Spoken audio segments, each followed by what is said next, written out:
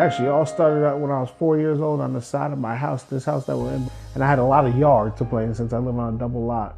And since I had a lot of yard, kill the man with the ball was the best sport to play with my neighbors. There was this kid, Charlie Swartz, who was 5 years older than us. And then when I realized that I juked him out a few times and scored, I got that adrenaline rush of like scoring a touchdown almost at 4 years old. So my neighbor, Doug, who used to play, was playing with us.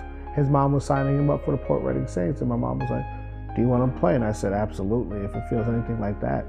So it all started with kill a man with the ball on the side of the house. So they put me on the offensive line, and I was doing what I needed to do. And then they saw me run one time. They're like, wait, this big kid can run. And they put me at the quarterback as my flag football team. And I was the biggest one out there.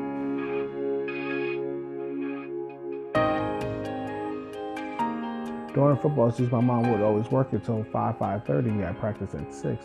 And some days, I didn't want to go to practice. I just wanted to, I'll show up for the game. I'll be all right.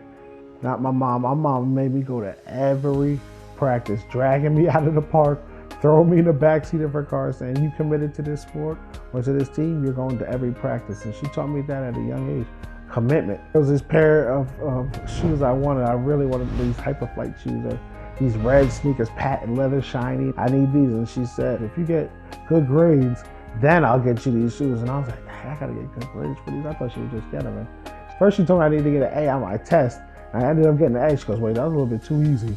When you make the honor roll, then you get the sneakers. And then she stuck to her word and she went and got me those sneakers after I got the honor roll. And I remember walking around cheesing with them.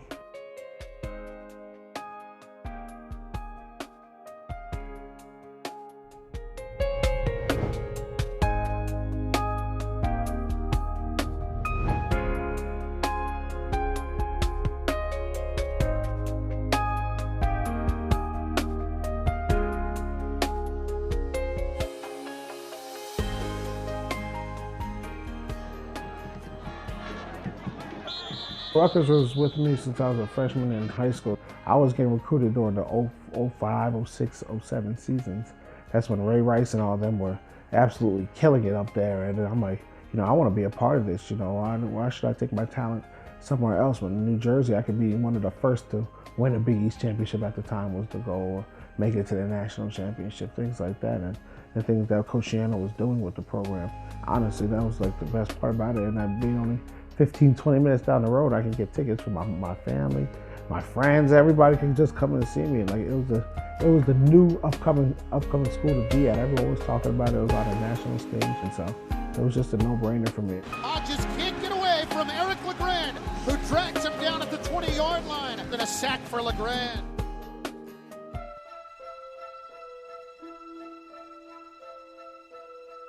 I'll never forget the day he actually called me up first to ask me how I was feeling. I was like, Coach, I actually think I want to commit to you. And he said to me when I said, I think I want to commit to you, he goes, men give their word. They don't think, they know for sure. So when you know for sure, you call me back and you let me know. And if you want to do it now, we can do it now. And I was like, Coach, I'll call you back in 2 minutes. And I called my mom up and I told her, Mom, I think I want to do this and all. And she was all ecstatic. She goes, if you really want to do it, go ahead. She wanted me to go there since it was right here. And I was like, you know what, I'm going to do it. Called him back up 2 minutes later. I said, Coach, you have my word. I'm committed to you. I'm coming to Rutgers. And he said, congratulations. Got everybody on the phone and everything. And it was just like, whew. He molded boys into men. That's what he did. Turning 18-year-old children coming in there into grown men, leaving at 21, 22 years old. And, we used to go through tough times of practice in the middle of the summer and running 22 gassers after that. And you're sitting there like, what am I doing with my life right now? It's 115 degrees on this turf, but he keeps on pushing and pushing and pushing, grinding you and getting the best out of you and making you realize and really see how far can I push myself. And, and he's always using different references. What if you ever lose your job? Are you ever going to leave your family and give up on them? Things like that, trying to motivate you. So I stay poised, I stay calm in the situation and handle whatever it is. I don't freak out and lose my cool. Trained behavior becomes instinct. That's what he always used to say. And if something ever goes down, whoever it is, I sit there, I figure out what it is and what I need to do. I thank him for that and all the coaches that put us through the craziness at Rutgers, we called it. Here at the Meadowlands, the new Giant Stadium.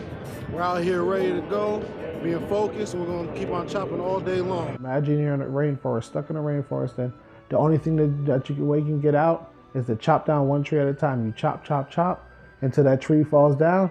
You take a deep breath, you celebrate it for that moment, and then it's on to the next one. And that's what he used it for life, you know, when it became with the season. You chop that week long, through that week to ever get past whatever your opponent was. You chop that tree down, you go through your reevaluation period. If you won, you lost. You enjoy that moment, and then it's on to the next one.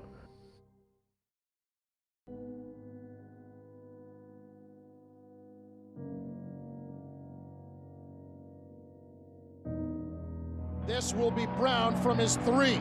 Crosses at 10, 15, 20, and he gets drilled right at the 25-yard line. Wait, he's hurt. Big hit by Eric LeGrand, who is shaken up. The first thing is coming to an acceptance of it is what it is now. You know, you can't go back and shit. You could think, what if I never would have, you know, ran down the field? What if I would have got blocked in the double team and let somebody else make the tackle? Or what if I would have tackled them a different way than I thought I was going to tackle? When he went down and I watched him fall, I knew instantly something was wrong. And then when the coach called me to come down on the field, and he came over to me and he said, you just have to pray. After he was injured, those days, even weeks, months, it seems like a blur now, because I'd walk around in a daze, you know, not really knowing what was going to happen day to day. Eric went through some tough times when he was first injured. It was a very, very serious injury. He was on a ventilator. He couldn't breathe. He couldn't move. He couldn't really talk in the beginning. So it was terrifying.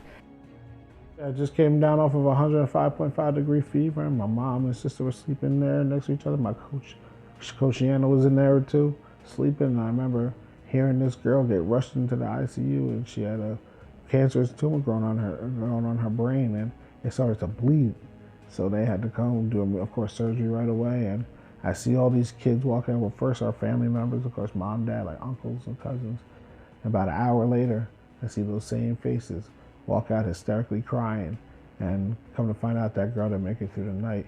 And it made me say to myself, whatever I need to do, God, if I need to pray, if I need to get up and get to rehab, if I need to relax more, I'm going to do, because I do not want my family, my friends, my teammates have to leave the hospital in tears like that after seeing that happen. And I was just like, you know what?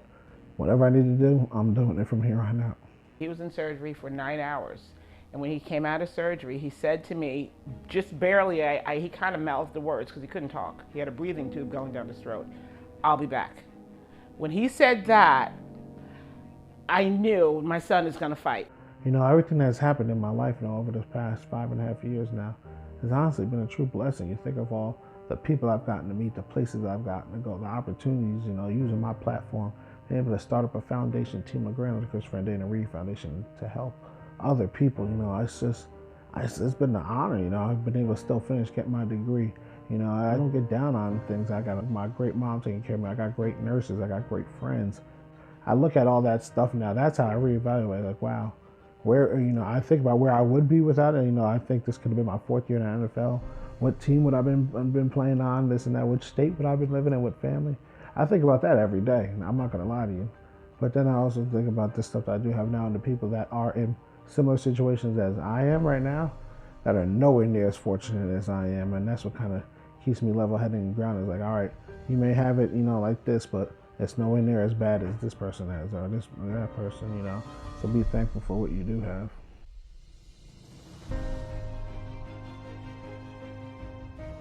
Yeah, you know, this injury happened to me, so it's just like, you know, my goal is to walk again. I think about, you know, where would I be if I got up tomorrow? I dream about that every night.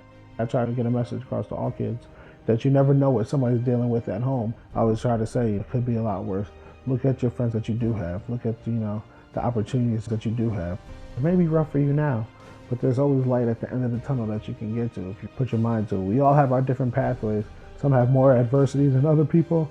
Some may have a smooth sailing through life, and that's it. Not usually that doesn't happen. There's always a bunch of speed bumps, but some may have more speed bumps and more hiccups than other people. You just have that makes you tougher and makes you the person that you are. And as you get older, you're gonna realize, wow, you know, this is what molded me into the person I am today. This is your life, and how do you want to be remembered? What type of legacy do you want to leave in this world? Just because something bad happens to you doesn't mean that you can't do other things, or you may not be as easy anymore, or maybe harder to make friends and do this, but it ultimately comes back to loving yourself and setting the goals for what you want to do and reaching that goal and working hard to attain that goal. We're a tough crowd. We definitely are. We're different. I believe we can handle all situations. You throw someone in Jersey in the middle of some survival situation, we're going to come out on top. But at the end of the day, you put Jersey up versus somebody, I'm taking the Jersey guy because, we always have each other's back no matter what. It's going to be my 5th season coming up with Rutgers Radio. God willing, to be working with Chris Collin again. Chris Collin's been my mentor since day one. I also have a show now on Sirius XM, breaking down all of college football on Sundays and Mondays. Do appearances with the Big Ten Network, talking about Rutgers all the time, and work with ESPN on their college podcast. Love to break down the game of football and be around the game, and that's what keeps me going. I want to be remembered as someone who never gave up, worked his butt off for what he wanted and what he believed in, but also knew how to have a good time with his friends and his family and enjoy life. I realized when my situation, when so many people are giving back to me, wondering, how can I help you here? How can I do this for you? How can I do that? It became a point where it's like, all right, now it's my time to give back and help other people. And I formed my foundation, Team LeGrand of the Chris Brandon Reed Foundation, and we're a fundraising branch off of them because we believe in their initiatives. We want to find a cure for paralysis, but our main goal is to better people's quality of life that are dealing with paralysis. I try to raise as much awareness and as much funds as I can to find a cure for this one day. And I truly believe that we will find a cure for paralysis, and I'm glad to be a part of it.